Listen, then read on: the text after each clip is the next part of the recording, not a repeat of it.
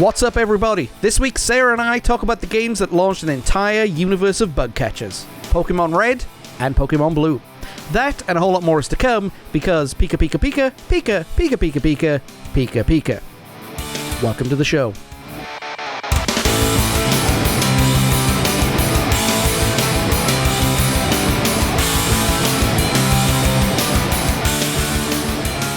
So I apologize for anybody who speaks Pokemon. I know that was a very, very, very rude statement that I made at the top of the show. But Dirty I mean, boy. Yes, I know.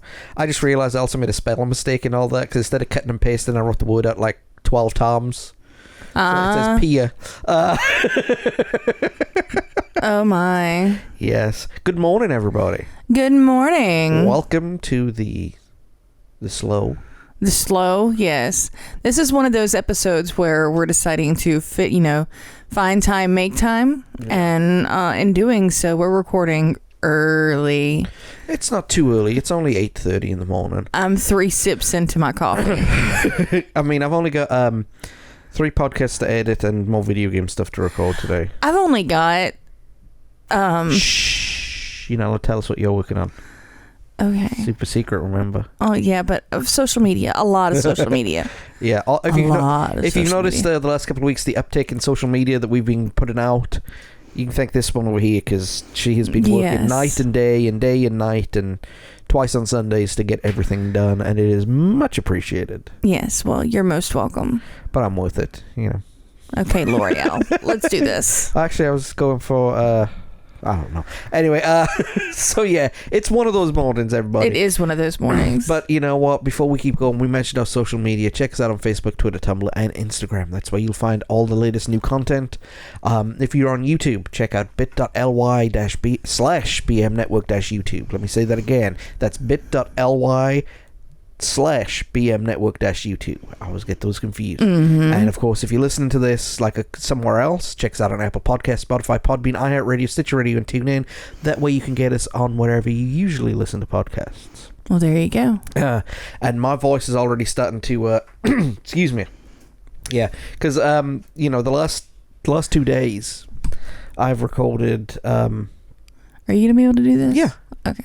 Yeah, I'm going to be fine. Last 2 days I recorded some video game footage, and I recorded for an hour with Greg last night as we talked about some of the SNES classics. Like I said, we're recording these a little out ahead. So, I'm a little dry on the voice, so you might hear a different style of how we do things today.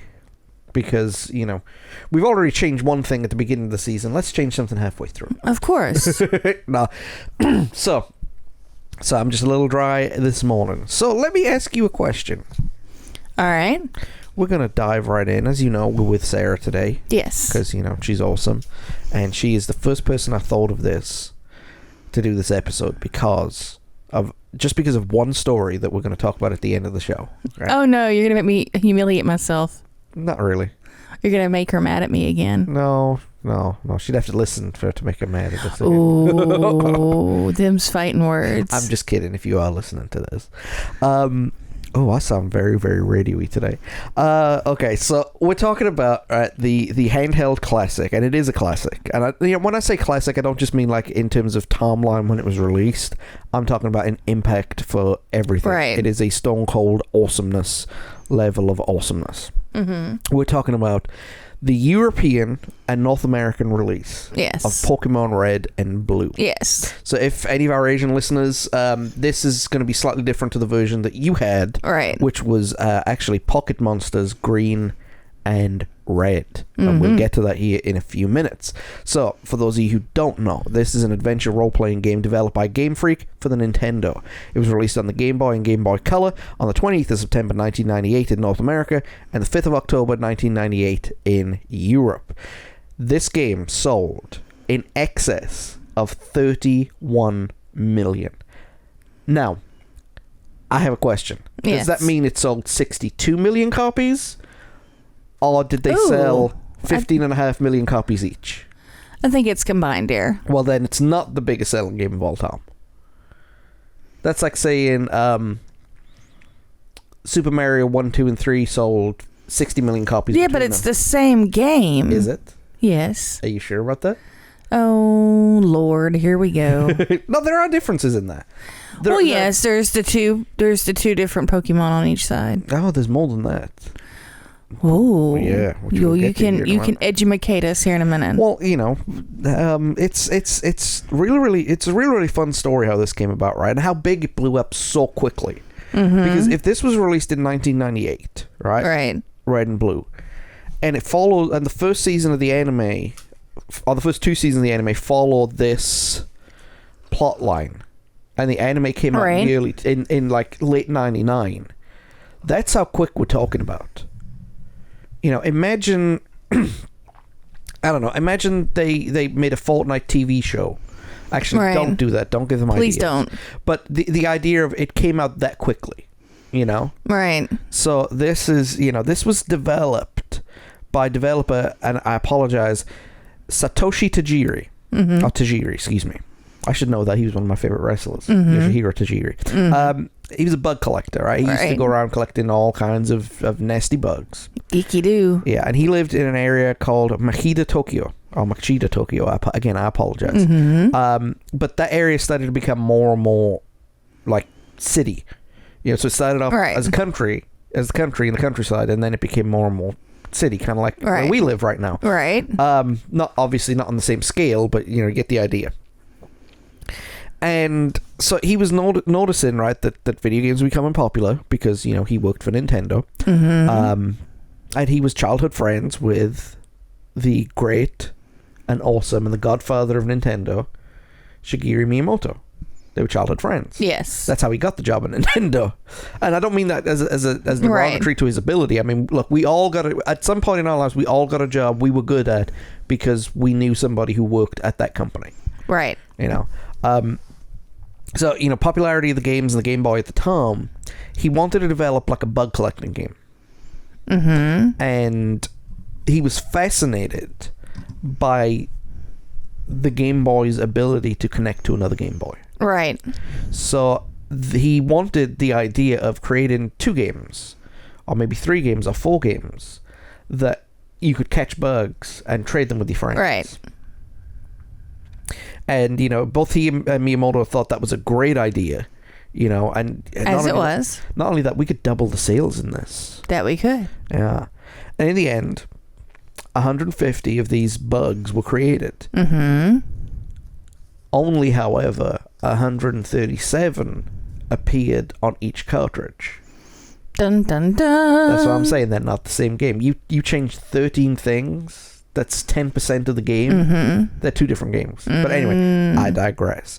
So that was the idea. 150 of these bugs, 13 on each thing, and you used a little cable thingy to connect them up. Yeah. Right. So, that's how it was. Fabulous. As he developed the games, he wanted to take away the things like death and blood and make sure that his bugs could only faint in battle. I think that was good to keep the kids on side. Right. Especially with, at the time, like the hyper-violent games were starting to be prevalent. Yes. The original main characters in this game were Satoshi and Shigeru. Yes. Named after the 2 guys in question. Exactly. I mean, exactly. If you're going to make a game with your childhood friend, you're going to put them in the game. The game was not expected to be a huge success, though, as the Game Boy was declining in sales and the popularity of the newer N64 and the PlayStation systems were on the rise. Yeah, I mean, people wanted... Okay, now you sound like you're going to make me an offer I can't refuse. I'm making an offer you can't refuse. Hang on one second. Okay, you drink your water. Let me talk. Okay. So, Pocket Monsters... It's contagious. So Pocket Monsters Green and Red with special Blue Edition were a smash and became Pokemon Red and Blue in Europe and the Americas. The Blue version in Japan was mail order only and featured an extra Pokemon called Mew. Yes, so that's where the 151st Pokemon came from. Yes. See, it was a risk to do things on the Game Boy at the time because, I mean, it was, nobody was playing handheld stuff. Right. Especially because of the limitations of the Game Boy at the time. I mean, was it backlit now? Yeah. I mean, and you used to have to buy a little light to put in front of your Game Boy. Yeah, you had to buy a little light, and people weren't traveling as much to do a lot of things at the time because, like, we were in the middle of a recession, I think, in 98. Right. So, it was... To compete a bug catching game trying to compete with Resident Evil Pretty much, on a system that wasn't... It was a gamble. Gamble? That's not a gamble. That's Hail Mary. No, I mean, they didn't do it to save it. No. They did it they didn't expect it to take off. And boy, did it take off. Boy, were they wrong. Yeah, because what it is, right? The game is actually, like I said, it's an adventure game. And it's kind of roleplay. Yeah. Because, I mean, there's different types of styles of these bugs, of the Pokemon, right? Which we'll talk about here in a minute. And, you know, you can dedicate yourself to being X type of trainer or Y type of trainer. That's where the role-playing comes from. You know, but basically after turning 10 years old, Red begins his adventure and is given one of 3 Pokemon from Professor Oak, the grandfather of your childhood rival, Blue. Red begins his adventure across Kanto and the quest to become a Pokemon Master. Yes. Along the way, Red will encounter many, many different Pokemon trainers and the evil Team Rocket. And all of this leads to a showdown between Red and the eventual Pokemon champion, Blue. Blue. Yes. Okay, so... that as I always called him. So on playing it in general, you travel on foot between cities. On your travels, until you get a bike. Right. On your travels, you will encounter random trainers and wild Pokemon. The type of Pokemon you encounter will make sense to the area of the region that you're in. For example, you'll catch bugs in a forest and rock type in caves, etc. Right. Yes. And I mean, it's kind of like modeled on stuff like Final Fantasy and Zelda. Yes. Where you just walk into something. It's very environmental based. Yeah. You won't see it, and boom, you'll be in combat. Next thing you know, you're in combat, right? You'll only have 2 major stats: HP and MP. HP, or hit points, are the total damage you can take. Once you run out, your Pokemon faints and you end up back in the nearest town. MP, or move points, is the amount of times you can use a specific move. Once you run out of MP, that move is unavailable. Yeah, which that's strictly an Asian mechanic. Very, very few Western games had that mechanic in terms MP, of playing. Right. You could basically spam a move forever, but once you did 20 chunks, you know, you had to go back and, you had to use something else. Right. It requires you to think, too. Yeah, and I like that. Strategy, right. And I think it works best for a turn-based game. Right. Because this is turn-based. Yes, and the HP and MP don't regenerate. You'll have to use potions or heal at a Poke Center to raise them back up. So if you're walking through the caves and, you know, you've only got MP to use shock 6 times, or, you know, left, you've got 6 times. Yeah. You need to be very cognizant of what you need to do. Right. I mean, because the last thing you want to do is be facing another Zubat with the only thing you have is Tail Whip. Yes. There's some terrain you'll not be able to navigate at first. It requires a lot of going back and forth over the maps. You can buy a bike or train a Pokemon to cut down areas. Yes. You can catch as many Pokemon as you would like, but can only carry 6 at a time. Any surplus will be sent to Professor Oak. Yeah. You can keep up to date with all the Pokemon you have encountered in your Pokédex. Yes, so to summarize, you got to travel. You only have 2 stats that you can use sporadically. Yes. And you can only carry 6 weapons at a time. Yes. Let's be honest, they are weapons, right? We call them animals and such, but they are weapons. But they're lovable weapons. They're lovable weapons that can only repeat the same word that they that they are. So, you know, imagine having a conversation and just having a conversation with you going, John, and then you reply in Sarah, and we both know what we're talking about. All right. You know, just, it's unbelievable. So, I mean, this is a turn-based game, right? This is, I mean, it's coming out from a Japanese studio, and it's a fighting game, so it's turn-based. Right. There are 3 kinds of battles, okay? You fight wild Pokemon. Right. And what that is that Pokemon that don't belong to anybody. I don't say belong, you know, they're basically, they're out in the wild. It's like you encounter a fox or a wolf or something like that, right? They're generally lower level, and it's usually 1 on 6. Right. And so, you know, you have the chance to capture that Pokemon and gain that Pokemon's loyalty once their health gets low. Yes. Or you have a really good Pokeball. Yeah. I don't know, man. Would you use a special ball on a Weedle? Oh. You'll talk about evolution later. We'll talk about all that stuff later. Yeah. Then, you know, you fight random trainers. Yes. So, as you were walking from town to town, people will stop you and say, "Hey, you have Pokemon, let's fight." Because that's not how dog fighting rings start or anything like that. No, not at all. So that could be anybody from a bug catcher to a traveler to Team Rocket. Yes, the elusive Team Rocket. Oh my word! And basically, depending on what level and skill level they are, right, they'll have between 1 and 6 Pokemon, right. And they'll also have if they're a bug catcher, for example, they'll only have bug Pokemon. Yes. So you could end up fighting 3 Weedles, a Caterpie, and a Manapod all at once. Which is a pain. You can't capture these Pokemon either. Right. Because they belong to someone else. That would be stealing. Yes. And you also... Theft is bad, okay? Okay. And of course you fight bosses known as gym leaders. Yes. Now these are different. They have underbosses for a start. Yes. And they are tough. And then you fight the big boss, who is really, really tough. They, again... are like the bug catchers. They have their own style, so to speak. So Brock is the first gym trainer that you meet. He owns a rock gym, therefore all of his Pokemon are rock Pokemon. And Misty does water, and LT Surge does electricity, and so on and so forth. Right. And you fight until one of you has lost all Pokemon. Yes. If you lose, you get transported to the Poke Center. Yes. If they lose, you get a bunch of XP. And the way the XP works in this game is that every Pokemon that you use, no matter how much you use them for, split the XP evenly. Yes. So if you have 6 Pokemon and one of them is near death, but it hasn't near faint. Excuse me. But it hasn't fainted yet. Right, you're carrying it with you, and you don't use it in a battle. You can still, it'll still get the same amount of XP. Yeah, it has to be active during the battle, whether it does a move or doesn't do a move. Because if it's fainted, it passes. A lot of people would take that Magikarp, which is absolutely useless and blah blah blah blah blah. Yes. Start every battle with it, switch it out, and then after grinding through, they get Gyarados, which is one of the best Pokemon in the game. Yes. So useless fish. Useless fish to awesome dragon demon. Yes. It's beautiful. And because it's a turn-based game, you have the chance to run, scurry, flee if you want to. Right. And sometimes you can't do that, like in gym battles and against Team Rocket. Right. But you can run away if you want to, So yes.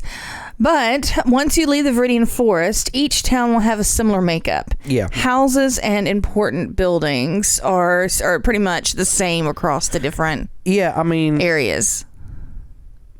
Gotta love formatting. Right. Well, they were limited though, and because it was built for Game Boy. Yeah, they only had so much to work with. Right. And so what it is that every town had a Poke Center, a Pokemart, and a gym, and maybe one building of interest, right? And the rest was a couple of houses, and then just citizens walking around, right? So the Poke Center, you'd walk in, and that's kind of like the hub, right? Your goal is to get from one Poke Center to the next Poke Center, exactly. Lack of a better term.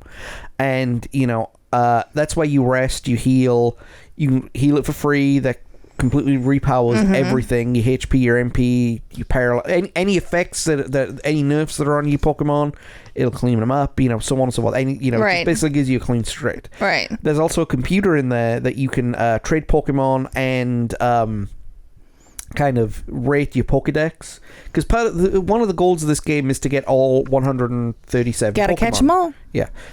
Unless you have a friend, you're not going to get 150. So the goal is to catch 137. Right. And a lot of people I knew didn't have friends. I'm just kidding. I had lots of Pokemon. You're so horrible. But that way also, right, you can go to the computer and you can freshen up your squad. So if you know that you're going into underground territory, right? You're going to be fighting a lot of rock Pokemon, then you need a certain type of Pokemon to counter the rock Pokemon, so you can switch them out. Right. As opposed to carrying on with the same 4 or 5, which kind of freshens everything up, but it sometimes can be a little tricky to keep track of. Right. But there's also the Pokemart, excuse me. There's also the Pokemart. The Pokemart is a store. They sell essentials as well as important items you will need on your journey. They sell items that you will need like healing potions, paralyzed heals, things like that. Things that'll get your Pokemon back up and fight in order. They sell cheese wheels. Yes, cheese. And they also sell special items which are only in there once per gameplay and in most cases are essential. So like a rope. Or, right. What was it? Messed balls. Yes. You can also buy extra Pokeballs to catch as many Pokemon as you need. But again, you can only carry 6. Why 6? Don't know. Like that's the thing that bothers me just a hair about it. Right. It's an even number. Okay, I'll give you that. But it's not a multiple of 5 or 10. You'll be all right. Just you gotta have multiples of 5 or 10 or an even number, but you prefer it to be 5, 10. It goes 5, 10, even in that order. Okay. Are you done now? No. Okay. I need to be ready. Let's talk about the Pokemon. Okay. We're not going to read out a list of all 150 Pokemon. God, no. That has been done on so many different videos and stuff. You guys can go check that out. But we're going to be talking about like the types and how we get started. Okay. So the main combat, I wrote the main combat method. The only combat method is using Pokemon. Like you can't walk up to a Team Rocket guy and smack him. Right. You may want to. Yeah, I'll walk up. Hey, you Brock, you the Pokemon trainer? Bang! Give me my badge, mother. Anyway, oh my. So we mentioned this was early in the morning, didn't we? Yes, we did. That's why I sound like like my vocal cords being through a cheese grater. Okay. Pokemon. So when you get started in the game, right, you get your starter Pokemon, and in these versions of the games, you have Bulbasaur, Charmander, or Squirtle to pick. What did you pick? Who was your OG first pick? I always pick Squirtle. Really? Yeah. I like Bulbasaur. The reason why, and this is going to sound really, really stupid, I tried Charmander and I tried Bulbasaur. I never could get past Brock. Because like there's like each group is defined by a trait, right? Or multiple traits. So they're set up in subcategories. Right? So you have Pokemon that are water Pokemon, for example, or rock Pokemon. Yes. Rock is extremely weak to water, but is resistant against fire and plant. So is Pokemon just a gigantic rock paper scissors? Pretty much, yeah. Yes. So if you can't get past the first gym, you need the boost to get past the first gym, and that's why I picked Squirtle. Right. Because that's the only way I could get past the first gym. I couldn't find any Pokemon. Look, a level 7 Rattata is not going to defeat a level 12 Onix. Right. I always pick Bulbasaur because I like my Pokemon chunky. Oh Lord, he coming. Yes. Yes. Don't mock our chunky cat. I like our chunky cat. He's not as chunky as he used to be. No. He's more. He went from damn to now he's healthy. Right. Because remember, there are 5 levels of fatness. Yes, there are. 6 levels of fatness. It's gone to Gabriel Iglesias. So, but anyway, we split them into subtypes, right? But then they don't necessarily have to be one of the subtypes. So like some Pokemon can be 2 things. Like Bulbasaur, for example, aside from being chunky, is a grass Pokemon and a poison Pokemon. So he can learn all moves that grass Pokemon can use, poison Pokemon can use. And you know what I mean? So right. He benefits from being the hybrid character. Right. The traits are, and I'm not making this first one up, I swear to God. Okay. Normal. I guess that means general or non-specific. Possibly. Then you got fire, water, grass, electric, ice, which is just hard fire. Right. Hard fire. Hard water even. Yes. Fighting, poison, ground, flying, psychic, bug, rock, ghost, dark, dragon, steel, and fairy. Fabulous. Because of this, there's no right way to play the game, but keeping your team current and varied is recommended. Yeah, I mean, you want to have a you want to be able to compete against anybody at any time without having to go back then to Professor Oak and say, I need my water. Right. So there are 151 Pokemon in the game total. However, each game has 11 exclusive Pokemon, which you'll want to catch, and you have to swap out with a friend. Yep. Pokemon Blue's exclusive Pokemon are Sandshrew, Sandslash, Vulpix, Ninetales, Meowth, Persian, Bellsprout, Weepinbell, Victorybell, Magmar, and Pinsir. Pokemon Red's exclusive Pokemon are Ekans. Ekans. It's snake backward. That's right. Arbok. Yep. Oddish. Gloom. Vileplume. Vileplume or Vileplume? Vileplume. Vileplume. Mankey. Primeape. Growlithe. Arcanine. Scyther. And Electabuzz. Now, here's my question on this one, right? This one's weird. You can find a Vileplume. Mm-hmm. Great. Mm-hmm. But you actually can get a Vileplume on Pokemon Blue naturally. Huh. Because Victorybell becomes Weepinbell becomes Vileplume. Ah. So I think that's on some of the other ones, but I mean I think that's the only one. Cool. But you know. I'm sorry, and you can add this to the end, but I got interrupted in the middle of our Pokemon thing by a text saying, I'm getting a new bread maker. Yay! Okay. So once a Pokemon reaches a certain level, they will evolve to a stronger version of the original. You'll have to keep your own level high by winning gym battles, as after a point, your evolved Pokemon will not listen to your commands. They do not deal with weak. That's where the meme "you're not strong enough to train me" comes from, or something like that. Right. You know? Right. My word. So you only really have like two sets of enemies, or three sets of enemies, excuse me, right? Mainly, as we mentioned earlier, you're going to encounter Pokemon trainers. Usually they're independent and just having fun, but then you come across Team Rocket. Right. You'll have wild Pokemon that you meet, and of course your childhood rival and grandson of Professor Oak, Arsehead. But your wild Pokemon, what you usually fight against. Yes. Okay? And they range from, the area that you're in. So if you're in a cave, you get stuff like that. And again, they're easy. You're usually going to be doing Weedles, Caterpies, Pidgeys, Rattatas, Nidorans. Right. Maybe the occasional Zubat. Yes. I hated Zubats. Yes. What was it? Not how it should have ended. Honest Game Trailers called them Cave Herpes. Yes. So, yes. And then, of course, the big rival, and in my opinion, the best part of the anime, Team Rocket. Prepare for trouble and make it double. To protect the world from devastation, to unite all peoples within our nation, to denounce the evils of truth and love, to extend our reach to the stars above. Jesse James! Team Rocket blasts off at the speed of light. Surrender now or prepare to fight. Meowth. That's right. Dang right. That's right. If I'd have known she was going to do that, I'd have got the other line too. Right, there you go. So I'm good for a surprise every now and then. So Team Rocket are the main protagonists for the game. They are a criminal organization.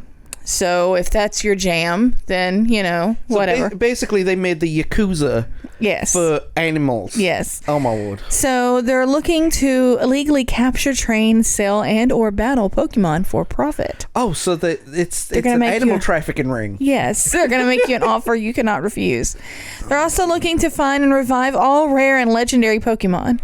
Okay. So they're conservationists. Well, yeah. I mean, think about it, right? It's an animal combat trafficking ring that believes in science and evolution. Beautiful. So it's like Jurassic Park for Pokemon. Oh, God.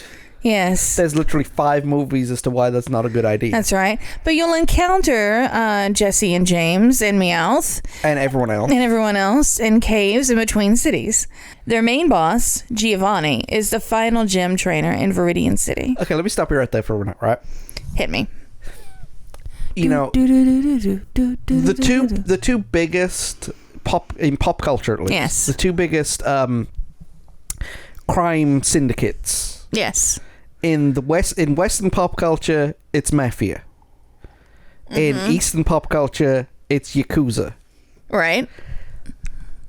They've gone with Mafia for this one. Yes, Giovanni. Yes. I guarantee you if this was made in the United States, it would be like, if they used the Yakuza model, they would have, used a Japanese Korean name. Right. But I thought that was funny, man, because...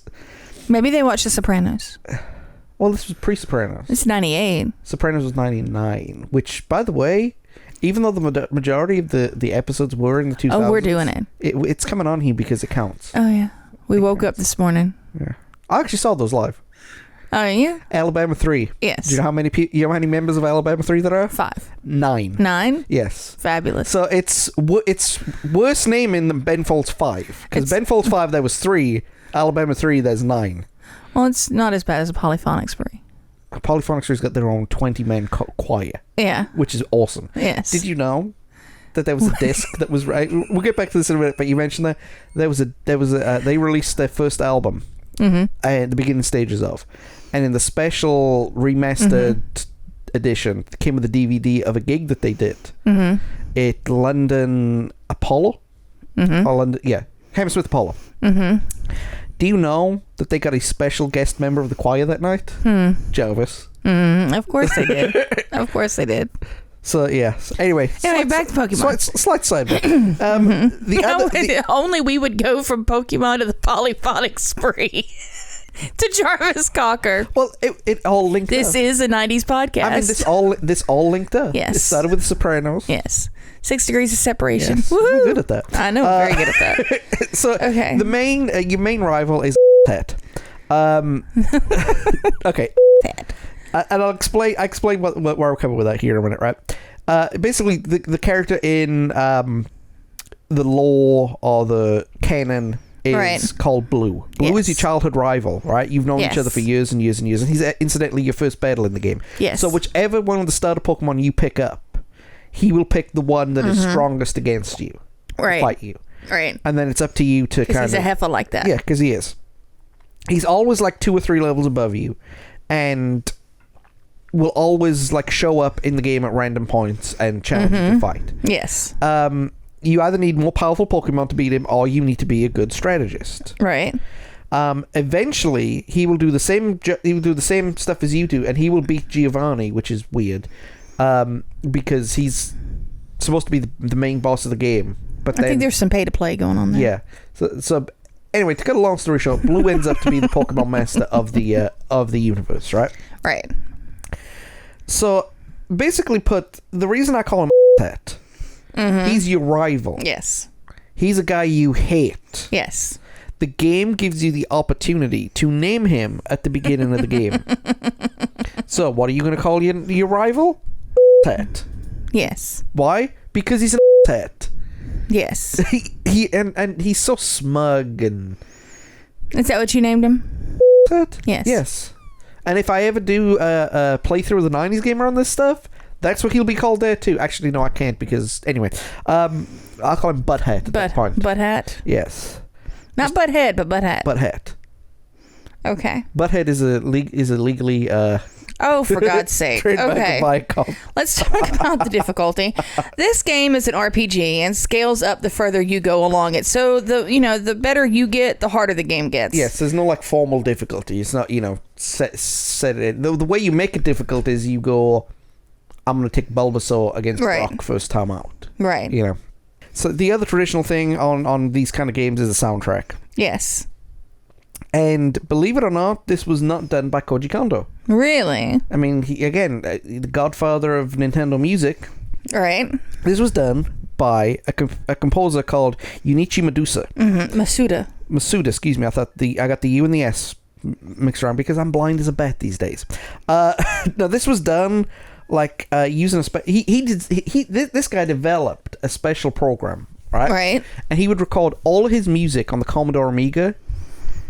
Use this program and transferred it to the game console or whatever. I know this program. Yeah. Kathy's dad used to have this program. Like you would, and he also had it on the Commodore 64. Yeah. Yeah. And you would put the things and it would print out the music notes, or you could export it to. Yeah. This was kind of more a more in depth. Okay. Kathy's dad had Audacity. This guy was using Pro Tools. Gotcha. Makes sense. Gotcha. It did the same thing, but it was more sophisticated. Yes. Sophisticated. Yes, it is more sophisticated, and that's kind of why the soundtrack sounds as rich as it does. Right. But it also drops so many notes in there too once it gets excited. But it's a damn good soundtrack, and they actually converted it to the anime. Yes. So, I growing up, I had a love-hate relationship with this game. Because I was still playing football at the time, and I was still, I hadn't embraced my nerd side yet. And my little brothers, who were 7 and 6 at the time, loved Pokemon, the TV show. So I didn't take to the games that well because I hated everything Pokemon. I'm not a fan of the anime, but I was 16 years old and you weren't the target audience. I wasn't the target audience. No, I wasn't 25 years old. I wasn't the target audience either, and I was older. I was 98. I was 16. 15. 17. And I made a boo-boo. Oh, what did you do? You know what I did, because we talked about how I was going to tell the story at the end, and this is a natural segue. So my sister, Amanda, we didn't grow up in the same households. We're half sisters. And she came to visit one time and stay the night at the house. And she had a Game Boy. And I did not have a Game Boy because I was older, and that was sort of, technically beneath me, but not beneath me at all. And so she brought in a Pokemon, and I was like, ooh, this is cool. We could do this. Well, I didn't know that if you started a new game, it completely deleted your old game. Oh, no. And my sister, if I was 17, she was 13. And she had 12. And she had put in all kinds of time. Oh, I'm surprised she talked to you after that. She was like, it's okay. I'm surprised that she didn't stab me in my sleep. And I felt really, really bad about it. I was like, I'll help you catch up. She's like, no. That's you've done enough. Just give me back my Game Boy. So, Amanda, I'm sorry. I'm so sorry. So sorry. So, lesson learned, kids. Horrible sister. Lesson learned. Do not play on somebody else's game system, even with their permission, because it might mess them up. Yes. That's why nobody touches my computer. There you go. There you go. All right, so what do you rate this game there, Honey Bunny? Oh, my Honey Bunches of Ultimeter tells me yes that this is...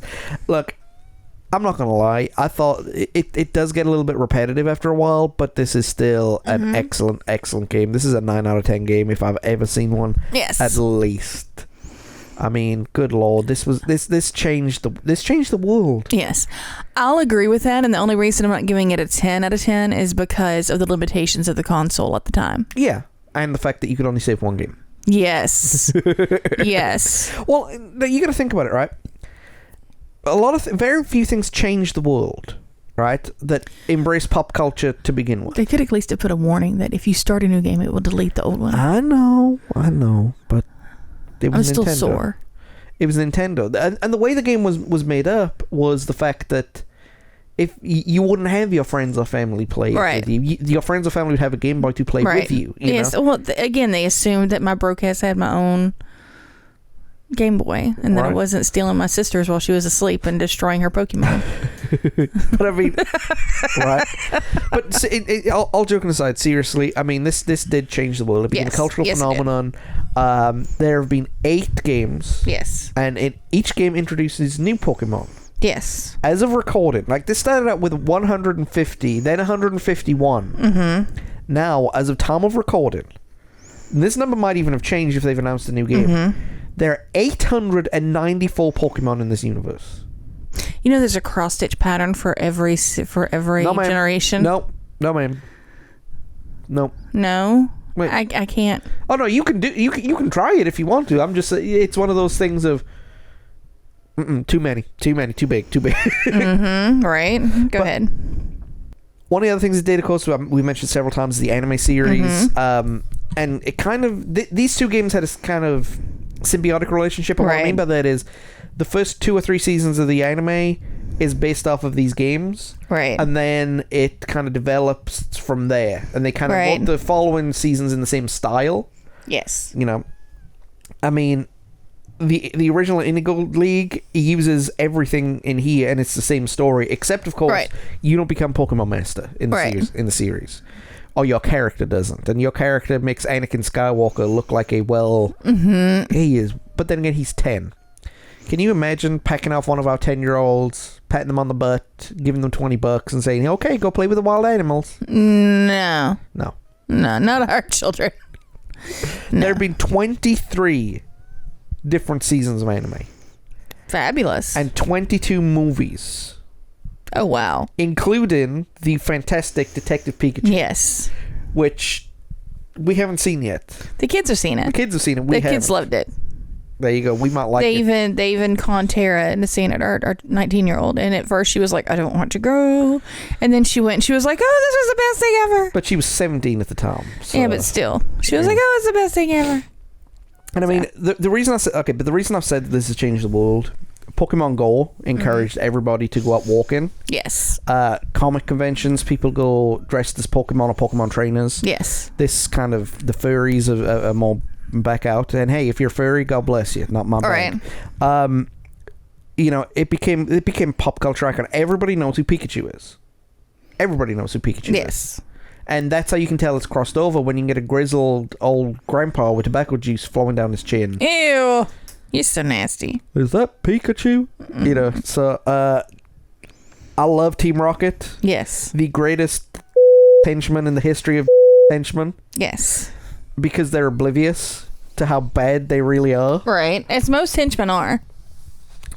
I guess they're even more oblivious than even that. I mean, look, even unnamed henchmen have a modicum of, you know...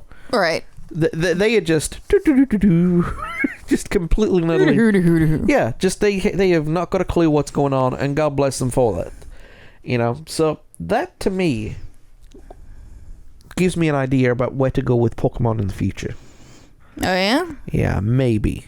We're running out of colors. We are running out of colors. They already did the sun and the moon. We're going to start like Jupiter and Uranus. Pokemon Beige. All right. Taupe. Beige and gray. But that's it for Pokemon, guys. That is it. That is it. So, Sarah, thank you for hanging out with us. Thank you for hanging out with us. This is the last time we're going to be seeing you for a little while. For a little bit. Is this my last visit this season, or just my last visit for the next few episodes? Well, you won't be... We're not going to see you. Oh, that's right. You're not going to see me till what? Till Christmas time. Yeah. Yeah, because this season we're doing the what was the plan to do an annual like Christmas kind of thing, right? Where we talk about some really really good or really, really bad, depending on how you look at it, Christmas movies, and we won't be seeing Sarah until like mid-December. Oh, you'll miss me, but that's okay. I'll be here in spirit. You when you're gone. Okay. I'll be here in spirit. Be here in spirit, and hopefully. But you'll be in good company. And I've got Greg coming on, and I've got a couple of other folks coming on too. It'll Fabulous. be fantastic. Wonderful. But I'm gonna miss you.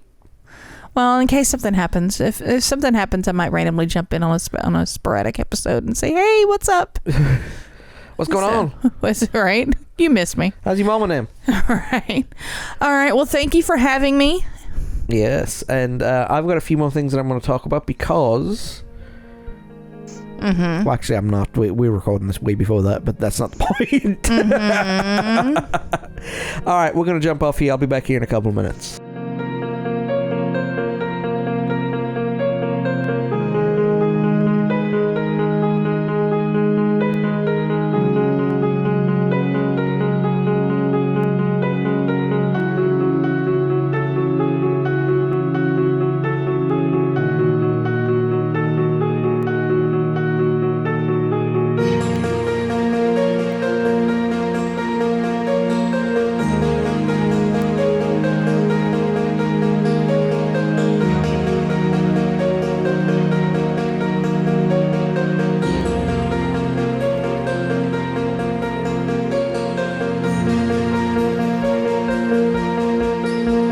Everybody, thank you for sticking around. We want to get a couple more things before we go ahead and move on. First things first, this week our walkthrough of Oddworld, Abe's Odyssey, is right back on our YouTube channel. We got episodes 7 and 8 where we try and take on the Paramonian Temple, and it is tough. It is very, very tough. So you'll see that on our YouTube channel this coming up Thursday and Tuesday. That's also Election Day and Guy Fawkes Night. So just something to take your mind off the endless fireworks, end all riots, end all fireworks, end all riots. Right. That we're all going to have. Also, we've begun. It started growing. The clean-shaven face of myself is sitting here in front of this microphone talking to you about our charity drive. Yes, the Mustache and Mullet Drive, which is going to be running through November and December. Yes. So that's something that we're looking forward to, guys. This is especially for you at this point. If you're having problems, either upstairs or downstairs, get it checked out. Yes. This month we're raising money to make sure that men and their families don't have to go through cancer scares, cancer diagnoses, and of course anything involving mental health issues. Right. These are two things that are very, very important to me, and we want to eradicate them as best as we can. So anything you can chip in will help us get things going. All the proceeds go to the Movember Foundation, and yeah, you can look in the description of this podcast, and you'll find our page, and I'll give you kind of more information as to why we're doing it, what we're doing, and so on and so forth. And all that leads to, I'm not just growing a mustache, I'm not just growing a mullet. On November 28th, this November 28th, the day after Sunday after Thanksgiving, I think, we're going to be on our YouTube channel playing the Road to World Cup 98. I'm going to take little old Wales all the way to the World Cup finals. Woohoo! And this is kind of our big blow off. A lot of people do a lot of different things. This is my level of fundraising, but I'm going to be sitting here for a few hours trying to get this done. Guys, please go ahead, donate what you can, and if not, spread the word so we can get as many donations as possible, okay? Alrighty, so as you've probably heard, this is unusual for this season. I've still got Sarah with me. Hello. And yeah, so we've done talking about Pokemon. We've done talked about Pika. Pikachu. And Charmander. But we've got something to talk about. Something very, very exciting. Something we've alluded to several times in the last couple of months. And now, since it's a fresh month, we're going to go ahead and explain what we've been talking about. Okay, well, basically what it boils down to is that we have been doing this podcast and my own little subsequent writing things sort of as like a labor of love. Oh, yeah. And as a not necessarily a little more than a hobby, but, you know, I mean, it's basically been like, you know, if it goes, it goes, and if it doesn't, it doesn't. That's fine. We're just going to have fun with it. And for the most part, that's still true. Yeah. However, we've decided if we're going to do this, we're going to do it right. Absolutely. And so years ago, we sort of set up our own little company that everything folds into, which is ATW Creative Media. That's right. And so what we've decided to do is to build it out properly. And you'll notice in the latest YouTube videos that are going to be coming out that there'll be branding at the end of the videos for ATW. Yep. There's going to be an actual, the websites are changing. ATW is getting its own website. We're getting our own website. Yes. Yeah, right. I finally got around to you.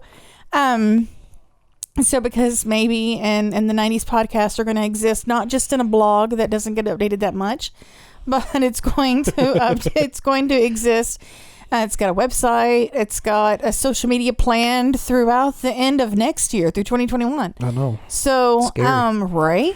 So there's going to be a lot more interaction, a lot more building relationships between us and our listeners and our readers, because under that, there's myself and another author so far that are going to be under the publishing arm of ATW. So yay for that. But also, John is going to be taking on some editing and whatnot for other podcasters on the on this side of ATW. So, John? Yeah, I've been saying it for a long, long time.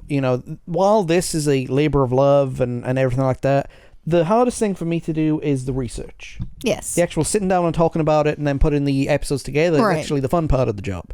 It's the research that bothers me and so on and so forth. But that doesn't take me as long as the research does.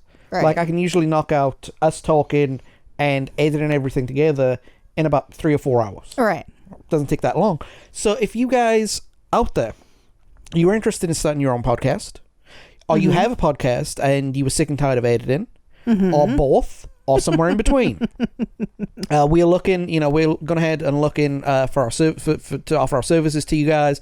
And also, if you are just wanting to come on a podcast and talk about something, our offers are always open. You're always looking for new guests. So yeah, we want to do things right.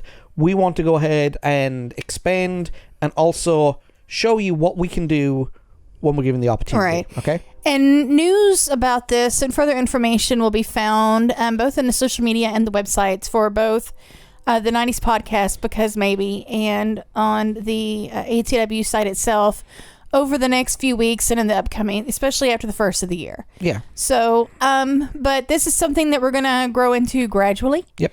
And we're hoping that we can help some folks out. So, So if you are interested in anything that we said, go to atwcreativemedia.com, or specifically for us, go to becausemaybepodcast.com, and everything will be there soon enough to what we are going to do. Okay? And if you're not seeing what you're looking for, please feel free to reach out to John. Yep. So my contact information will be in the description of this podcast on social media, or I'll put it in the description of this, it like I always do. But yeah, so that's what we've got going forward. That's what we've been working on for a long, long time, and I'm really, really excited and looking forward to it. And it will be fantastic. Okay. And that is it for this episode. Yes. I mean, we've got nothing else to talk about. We've talked about Pokemon. We've talked about video games. We've talked about Charmander. We've talked about Pikachu, and we've talked about ATW Creative Media. Yes. Next week, we're finally out of the video game era. This is our second video game in a row, and we're going to go back to music, and I'm going to be joined by Greg Gregory as we take on REM New Adventures in Hi-Fi, which... Yay! Have you listened to that album before? It's been a while. Unique album, because it was recorded live, but not at a concert. Right. It was recorded like in sound checks and in stuff like that. And I thought that was going to be the interesting part of it. But apparently, that's not even close to the most interesting thing about New Adventures in Hi-Fi. It sounds like you guys will have a lot to talk about. We will. And that will be next week. So guys and gals, Tune in. Check out our social media pages. Facebook, Twitter, Tumblr, and Instagram. Yes. Check out our website, www.becausemaybepodcast.com. Yes. And that's where you'll find all of our information. And until the next time we see you, take it easy, stay safe. Make good choices. Have a good week, as best that you can.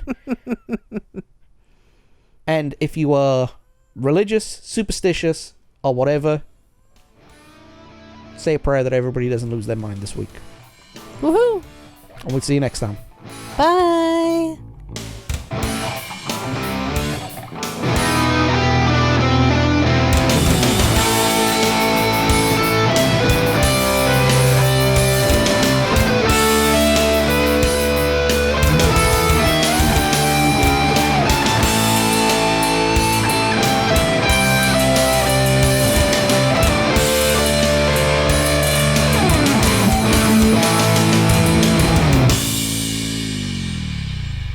All right. 1, 2, 1, 2. We're all in. All out. Check it all about. Do the hokey pokey. That's right. They had trouble at his funeral when they put the left leg in. I love you, Goober. Okay. That's good at the end.